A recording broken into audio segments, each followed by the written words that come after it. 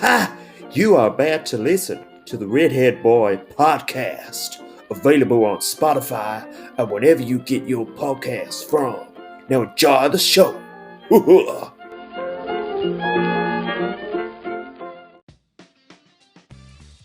Hi guys, and welcome to another episode of the Redhead Boy podcast, hosted by me, Harry. Welcome everyone. It looks like it's a nice day outside, to be fair. I have not braved it outside as of yet. Well, not for very long, apart from dropping my partner off to work. But it seems to be alright. Still a bit chilly, I have to say. I decided to dress up for this episode today because, well, first I felt a bit cold, and second, I just fancied dressing up. So welcome to this episode. Now, if you guys are sitting down and waiting for me to chat to my actor friend Jack Stapleton, then sadly this isn't the episode today. Sadly, Jack had personal stuff going on, so we're rescheduling that episode for very, very soon. So keep your ears tuned in for that one.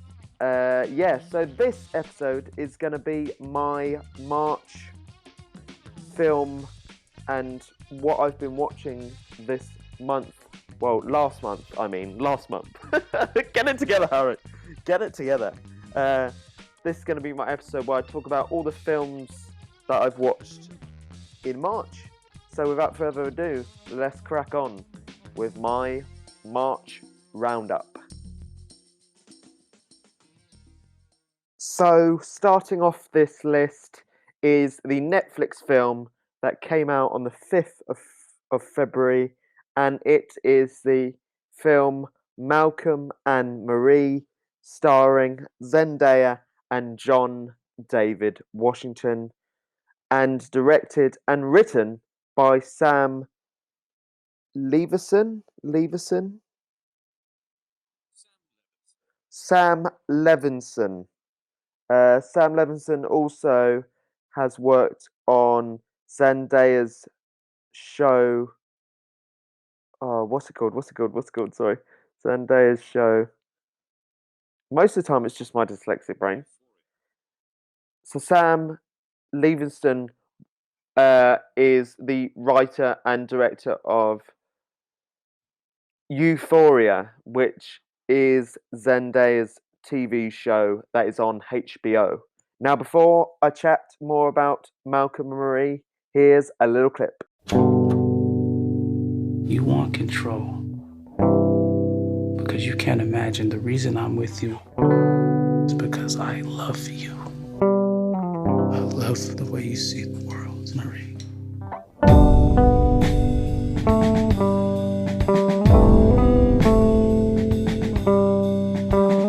Hold on to me for dear life.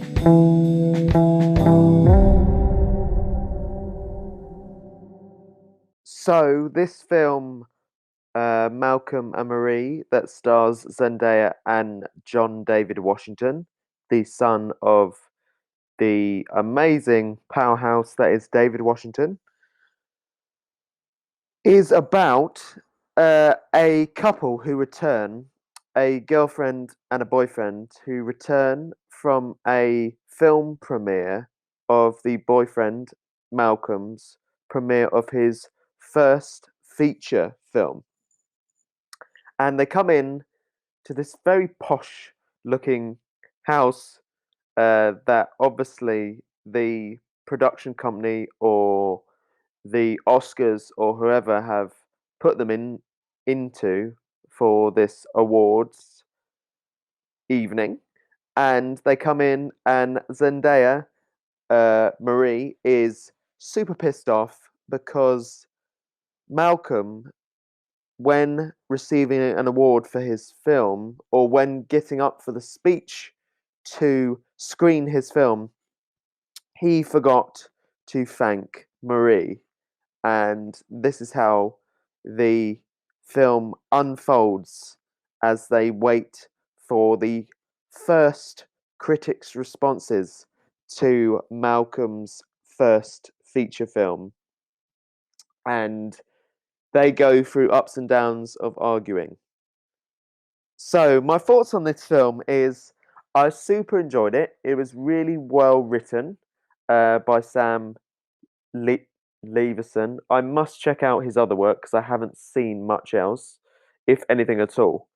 I'm a big fan of Zendaya. She's definitely a big gonna is one of the newly big stars of Hollywood. I super enjoyed her in The Greatest Showman, and also her as Mary Jane in the Spider-Man films for the MCU. She's like really good, and also I just think it's so super refreshing to see fresh blood in Hollywood, especially someone as young as her. I don't know how young she is, but she looks super young. Uh, and I'm slowly becoming a fan of John David Washington. It doesn't surprise me because it's in his genes, uh, literally. He's great in this as well. Um, him and Zendaya have great chemistry. Whew, you know what? This couple, they argue and they argue good. Uh, yeah, they uncover. You end up uncovering some real deep themes of the characters and how Zendaya's character Marie uh, has gone through some rough times, including with addiction, self-harming, and Malcolm has been there to support her.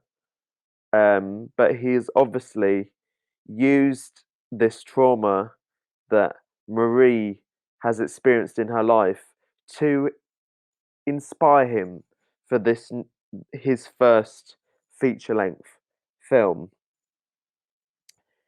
Um, it's very much like a play. As you can probably guess, if you guys have seen the trailers, it's set in this one location. So it does come across as very much like a play, and it comes across as very written. The performances are brilliant, but you can tell uh, that they're not ad-libbing anything of what, in my opinion, anyway. But yeah, there's so many different layers to this argument. They go from argument to argument throughout the evening. Like go from arguing and then making up and nearly having sex and then arguing again, and then Marie disappears and he can't find her and he's concerned because she has uh, past issues of taking her life. Um, yeah, they have great chemistry together. John David Washington and Zendaya. Also, I just love how this crew and this director, they're off of Zendaya's show that I talked about in the intro, and because of the coronavirus, the TV show production got shut down. So rather than people people going home and not getting paid and losing work, Zendaya and the director and John David Washington all put money into this film to make it so they could just make something. So I watched an interview with Zendaya and she said that they pretty much all stayed in the house that is featured in the film, the location, and were a small bubble of Zendaya, the director Sam, and John David Washington, and the crew. But yeah, overall, I really enjoyed it. Yeah, I think the writing was really good, and the performances were brilliant. Um, yeah, there's not really much. I don't have much negatives really. I enjoyed the inclusion of very like jazzy music, but I think that sort of goes with the look of the film, the whole black and white. Yeah, it felt like an old an a film from a different time, and that can only be a positive. So the next one on my March list is from another writer director, and it came out in not 20. Sorry, it came out back in 2009, and it is the drama that is Fish Tank, directed by Andrea Arnold. And before I chat about it some more, let's listen to a clip. Just a warning that this clip from Fish Tank contains bad language. Tyler, what are you doing? Sir, what does it look like? Fuck off me, our key ain't here. Can you give Kaylee a message for me? Tell her I think her old man's a cunt. I'll have you here one of these days. You'd be so fucking lucky. So this social realism drama that is Andrea Arnold's Fish Tank, the award-winning Fish Tank, is about this. Everything changes for a 15-year-old girl, Mia, when her mother brings home her new boyfriend. So her mother's new boyfriend ends up being the famous Michael Fassbender. A very young-looking Michael Fassbender. This is before he found fame with the X-Men films and many other things. Great actor. Has probably had some interesting career choices recently, but he's still a great actor. Still a great actor. Great in Inglourious Bastards and so many other films, really. And he is a great young Magneto. Such a great actor.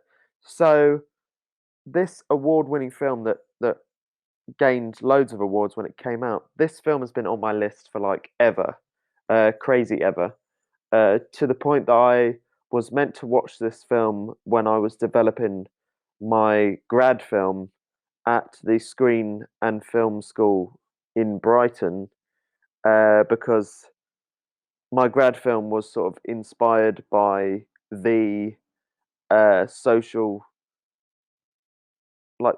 statement films or social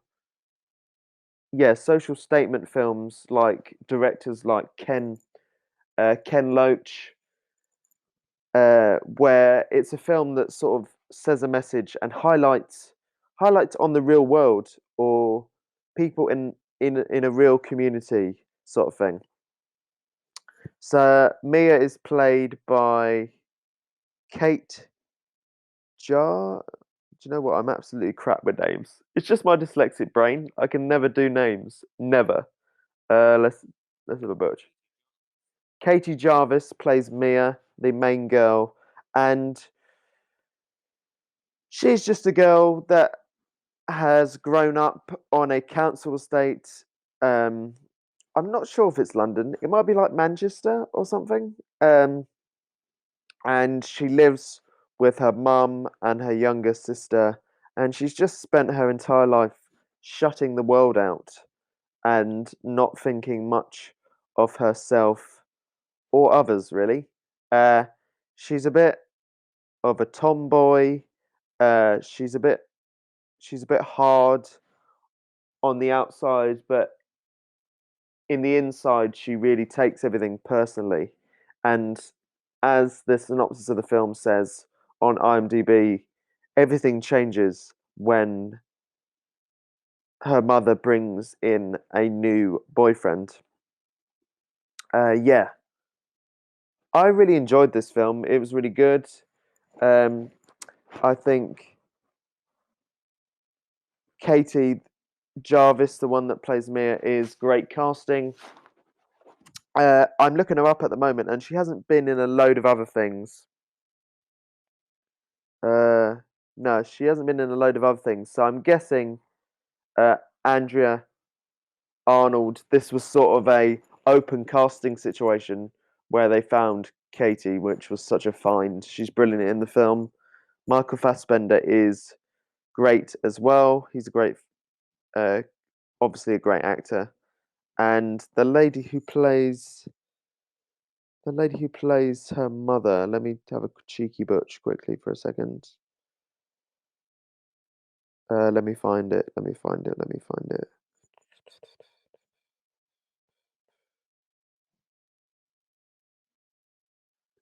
Yeah, the lady who plays her mother, which her mother's name is Joanna, and the lady is called Kirsten Waring. I've seen her in several other things, such as The Double. Yeah, and she was really good. She plays the mother that sort of, has a- accepted the life that she has found herself in on this council estate with two kids. It is clear that Mia, the main character, wasn't really planned to her mother. So her Mia and her mother have this very much toxic relationship. They clash together, and yeah, overall, this film has such a great message. Uh, Mia in the film desperately wants to be a dancer, so we see her practicing her dance and also punching people in the face, as you do. There's also she interacts with these gypsy people and ends up befriending one of them that is called Billy, and that is directed by the more well-known face that is Harry Tradeway. Harry Tradeway. Harry Treadaway. Uh, that has starred in films such as Lone Ranger, um, The Crown, most recently. Yeah, he was in The Crown as Princess Margaret's love interest. He was also in a short film that my one of my ex lecturers was in. But overall, I super enjoyed Fish Tank. It was a great film, and I just think it was beautifully shot on the locations that it was shot in. Just the landscapes, the rough urban landscapes. It was really beautiful, really beautiful. I need to try and stop saying so all the time. Just like realizing that I'm doing it every time I start a sentence, saying so. So I will try not to, I promise. And I watched Fish Tank on the. Sorry, just checking my letterboxed. I watched Fish Tank on the 11th of last month. So yeah, super enjoyed that.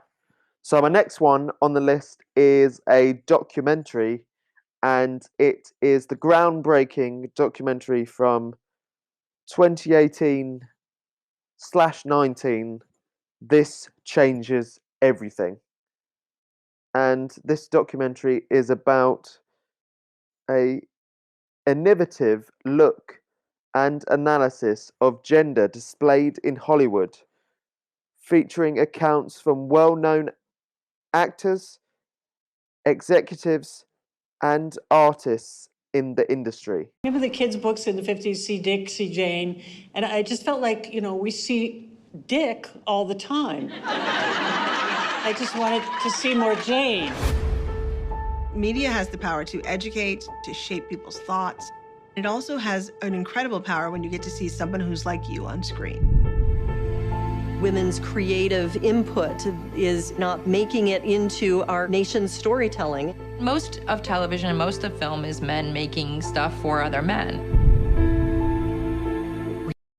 Now, this film was a total surprise for me. It sort of came out of nowhere for me. I don't know, I can't remember exactly which streaming service I watched it on. It was either on Amazon or Netflix. So please go check out this mind-blowing documentary that is This Changes Everything. So the whole documentary features features an array of people within the Hollywood system, including, as I said, like executives, actors such as Reese Witherspoon, so many actors like Meryl Streep. It's crazy how many people are in here. Um, Crazy how many famous people. Like, yeah, Greta Davis. Now, Greta Davis is the driving force of this documentary. So, if people don't know who Greta Davis is, she's the woman in the famous Thelma and Louise.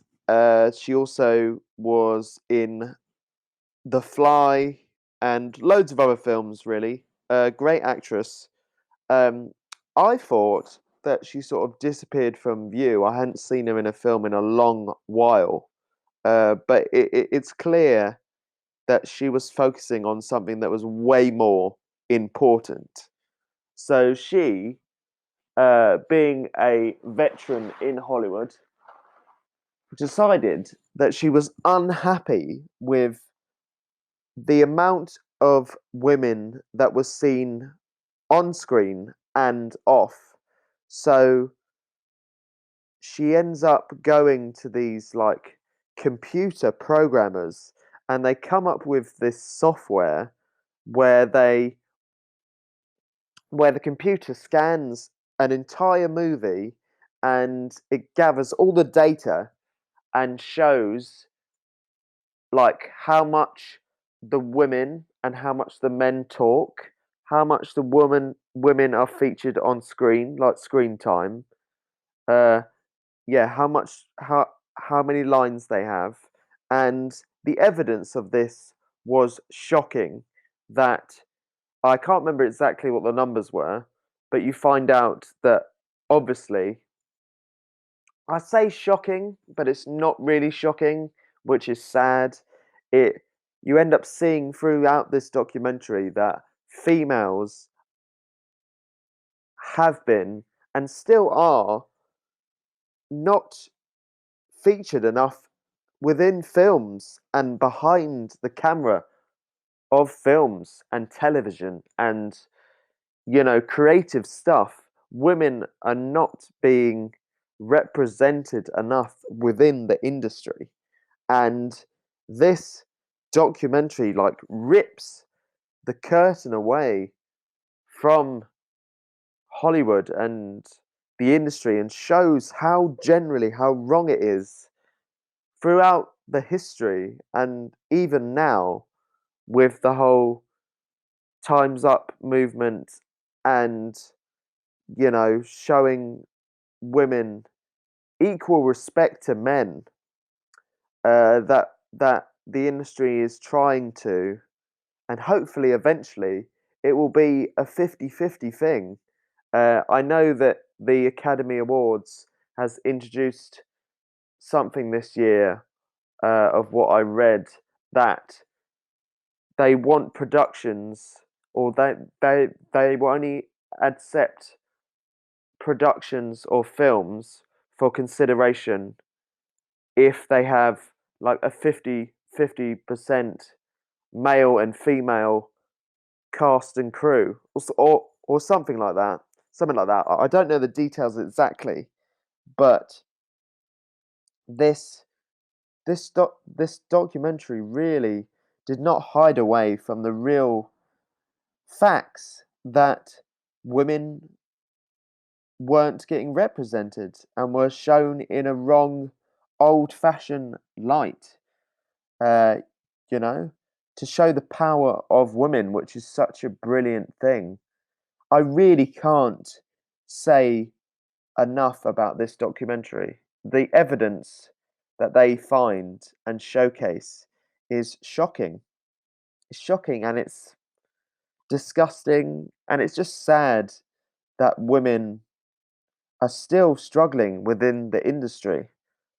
An industry that's been, you know, here for like over 100 years of filmmaking. Yeah, yeah, and they had some great, as I said, some great people featured within this documentary, uh, including Witherspoon, as I said, Meryl Streep, loads and loads and loads of people. So go and check out this documentary that is directed by, which I found really interesting, a documentary that is all about the unrepresented, the like lack of representation of women, and it's directed by Tom Donahue, which is a guy, which I thought was interesting. Also, the thing that is great in this is that they're just highlighting that this is wrong, and they highlight with the whole, uh, disgusting behavior of Harvey Weinstein, uh, which should continue to be highlighted because his behavior was disgusting, and he is a disgusting human being that I hope rots in hell. But they highlight his disgusting behavior, and they just want to demand equal opportunity. And this documentary just amazingly highlights on something that needs to continue to be highlighted on. Just incredible. Go check out This Changes Everything. Like literally now. After you listen to this, go check it out. Because yeah, it's such a good documentary. And I watched the amazing documentary that is This Changes Everything on the 12th of March. I can't express how much you need to watch this. My next one that is on this list that I watched on the 15th of March is the lovable and beautiful film that came out in 2010. It is The Secret World of Arrietty. And before I chat about it, here's a cheeky clip.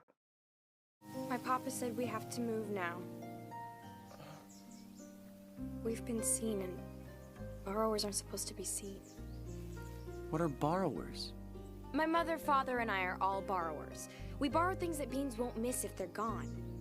Just little things, soap and cookies and sugar, all things that we need to survive. Even my great-grandfather was a borrower. I think my grandfather saw one of you once. It's possible. And it's my fault that you're leaving. Do you know what? I super love this film. My partner Mosh has been getting me into like Studio Ghibli, and I just have loved every film that we've watched so far. But this is definitely one of my favorites. So the film that apparently is retitled just Arrietty, but I do prefer the original title. Yeah, it's just such a beautiful film, and it's about the Clock family are sorry, put my teeth back in. The Clock family are 4 inches tall people who live anonymously in another family's residence, borrowing simple items to make their home. Life changes for the Clocks when their teenage daughter, Arrietty, is discovered. Oh, this film is just so beautiful. I love it so much. The music is beautiful. I've got one of the songs from the film now on a playlist of mine on Spotify, and the music is just beautiful. The story is beautiful. Obviously, I knew of the borrowers before, but I hadn't watched this film. I'd watched the film that features Hugh Laurie in. I can't remember when that film came out, but the film that's just titled The Borrowers. But this film is just in a total different league compared to that film. I know it's completely different, and it's based on a novel by Mary Naught, and it's just so beautiful. So, Arrietty goes out on her first time with her father, that is a borrower, and she is spotted by the young teenager that is living in the house, the full-sized human being that is living in the house. and they gain a relationship with one another, just a friendship. And yeah, the film is just so beautiful. The music is beautiful, and yeah, I know this is probably a really shit review, but you just need to go and watch this.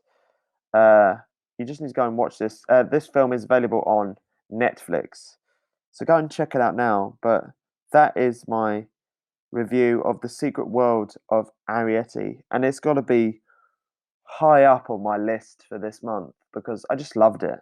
Oh, it's literally rewatching the trailer as that clip was playing for you guys. It just makes me want to watch it again.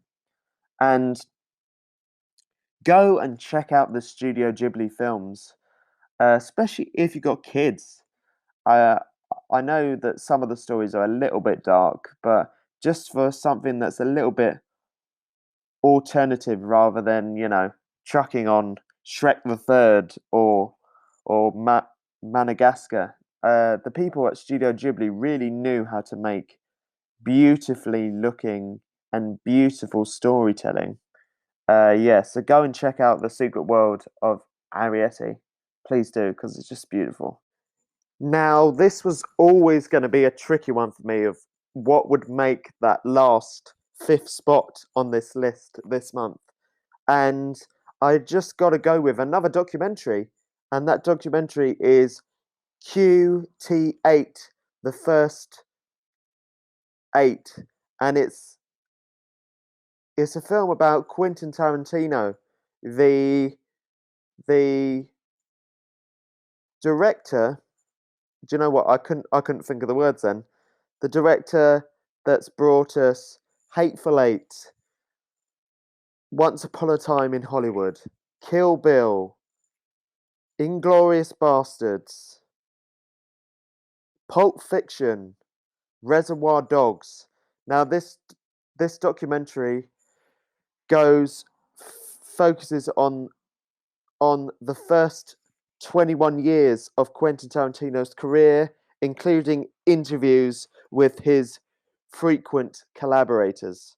Who do you know right now that's dangerous? I remember my agent, she was saying, well, they all kill each other at the end, and, there's no money, and nobody's ever heard of this Quentin guy. 8 movies, all of them very successful. The resonance of his cinema is to push you. Our 90s auteur indie cinema, the equivalent of the French New Wave. Everyone is standing in the Quentin Tarantino line to work. I don't care who they are. Now, I love Quentin Tarantino's films. Love them. Great in terms of, style and storytelling. The action can be tough to watch sometimes because it is very graphic.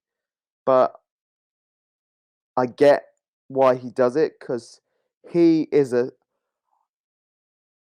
film lover and a film enthusiast, and he's absolutely obsessed with films. I've read up and have watched other documentaries, and Quentin Tarantino absolutely loves cinema. He loves making it, he loves watching it, and I think eventually he will end up writing about it, if he hasn't written about it already, which I think he has. But this doc covers his first 8 films that he's done. Now, for anybody who is a Quentin Tarantino fan, they will know that Quentin wants to get up to 10 films and then not make any more. He wants to stop at 10. He wants to stop while the iron is hot, while he's good at it, I guess. And I know that eventually, he wants to stop and then write plays and write books about cinema. So this was a great documentary. A great documentary. It was so good to see all the familiar, frequent collaborators that Quentin has. As an aspiring director, that's what I want to do. I want to have constant collaborators that I use all the time, because You know, you want to work with people that you like and people that you get on with and people that inspire you. And that's what I want to do. So I'm definitely taking a leaf out of Quentin's book. You know, so many directors work with regular people, such as, you know, Martin Scorsese with Robert De Niro at the beginning of their career in the 70s. You know, you just, as a filmmaker and as a creative, you just want to work with people that you like. When I've done, like, you know, I've only done 3, 4 short films, so I don't know nearly as much as Quentin knows, but you just want to work with people that you like and people that aren't pricks and assholes and have massive egos. You know, you don't want to deal with people like that. So, and the thing that was interesting with this doc, with this QT8 First 8 documentary that came out in 2019, by the way. I watched it on the 21st of March, and as soon as I watched it, I sent over my recommendations to my mate John Golden. He shot my grad film, Love Grace, back in 2018, and he absolutely loves Quentin Tarantino. Like, he worships at the altar of Quentin Tarantino. And John Golden, if you're listening, you need to watch this documentary now. Like, so it's so good. Yeah, and it's completely changed my mind on Quentin as a person. Like, I love his work, but I always thought he was a bit, let's be honest, a bit of a prick. Because I've seen him in interviews where people share their opinion of his work and he just shuts them down. And also, there's always been this debate that, you know, that Quentin doesn't like females or female actors because in his films, in these first 8 films, which I may say, this is the first 8 films, but what is it? I've lost my train of thought. But Quentin has actually made 9 films, including the Once Upon a Time in Hollywood, which is a great film. But I love the way how... Sorry, I'm probably going off on a tangent here, but I went to see Once Upon a Time in Hollywood at the Cineworld in Chichester in West Sussex, and I came out not liking the film. I found it long and boring, and the violent scene at the end of the film was quite graphic, which I don't know why shocked me, but it just did. Including in my screening of the film, a couple walked out during that scene just because it's so graphic and so violent. So, but the thing that was interesting, maybe about 6 months later, maybe not even that, I sat down, yeah, maybe like 6 months, the film came out on Now TV. So I sat down and watched it at my mum's house, and I absolutely loved it. I loved the film. I completely changed my mind on the film. I loved how it's like a love letter to Hollywood storytelling in the 70s when Quentin was growing up. You can see that it's a love letter to how Quentin felt about Hollywood when he was a kid, from the view of his dad's car, which you see in the film, some shots of Brad Pitt's character and Leo's character driving around Hollywood Boulevard. I still take my hat off to the production crew and Quentin and everyone that managed to shut down that Hollywood strip to shoot those scenes, because it's just beautiful. And the detail of the frontage of the shops, that they've been changed back into what they would look like in the 70s. Yeah, and such respect that Quentin does to respect the memory of Sharon Tate, and that ending that sort of, is such a poignant and also sad ending of a very sad events of the Sharon Tate murder from the Manson family. But anyway, I digress. Back to this documentary. So the thing that surprised me and the thing that I took away from this doc was that Quentin isn't violent towards women. It is clear that he loves women, and he loves badass women. Because every woman that's featured in this documentary has nothing but praise about Quentin and the respect that he has for women. So it is obvious that he loves women and loves collaborating with female actors and giving them some real meat to do. The documentary obviously highlights upon the Harvey Weinstein scandal and his disgusting behavior towards females within the industry, which I think it's obvious that they needed to touch upon, because Quentin was every film that he released up to Once Upon a Time in Hollywood was through the Harvey Weinstein Company. So it was obvious that they needed to highlight upon that. But the main thing that I took away was it's completely changed my opinion towards Quentin, and to just show his pure love of cinema, like highlighting the references that he has from his vast knowledge of cinema. I don't think I will ever have as much knowledge as that man does. I just don't think it's possible. Don't think it's possible. So the documentary QT8, the first 8, is on Amazon, and go watch it because it's such a great documentary.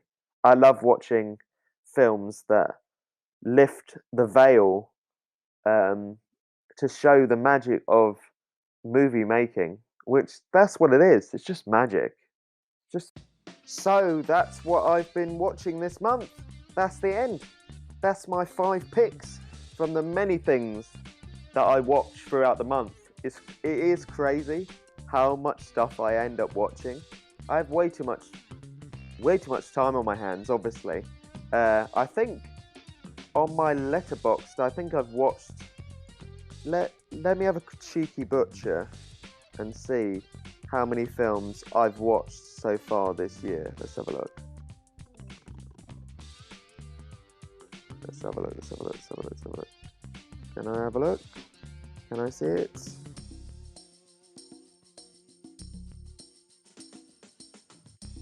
Can I have a look? So far this year, and we're only in April, I have watched 83 films and limited series. So combined of limited series and films, I've watched 83. That's crazy. That's just crazy. Utterly madness. So thank you guys for joining me on me looking over just some of the stuff that I've watched this month. And thank you for joining me on this episode of the Redhead Boy podcast. Of course, hosted by me, Harry. And let me know what you guys have been watching recently or last month. Let me know. I'm really interested. Let's have a conversation. And until next time, you guys take care.